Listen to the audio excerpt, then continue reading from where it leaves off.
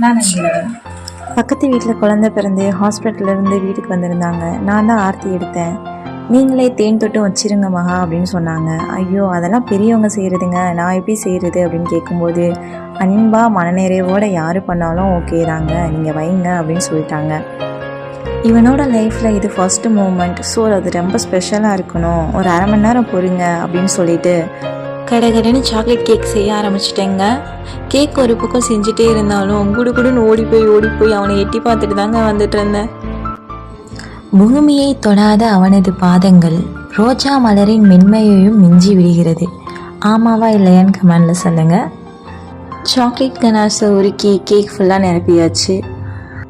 Cake என்னமோ mini கேக்கு தான்டா, ஆனால் என் அன்பு பெருசிடாங்கிற மாதிரி குட்டி இளவரசரை டாப்பரை வச்சாச்சு.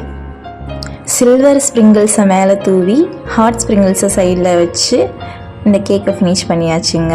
இப்படி தான் இருந்தது அந்த சாக்லேட் கேக். எங்கள் குட்டி இளவரசருக்கு தேன் தொட்டும் வச்சாச்சுங்க. எங்கள் இளவரசருக்காக ஒரு கவிதை. கடவுள் தன்னைத்தானே நகலெடுத்து மண்ணில் தவள விட்டான், கள்ளம் இல்லாத இந்த மலலையின் வடிவில். அதிகாலையில் பூக்கும் பூக்களை மிஞ்சி விடுகிறது இந்த இன்பக் குழந்தையின் இன்பப் புன்னகை. பிரசவ போரில் போராடி கொண்டிருக்கும் தாய்க்கு குழந்தையின் அழுகை குரலை ஆனந்தத்தை தருகிறது. எங்களது இளவரசர் வாழ்வில் அன்போடும் ஆனந்தத்தோடும் பல வெற்றிகளை காண வாழ்த்துங்கள். மீண்டும் அன்பில் இணைவோம்.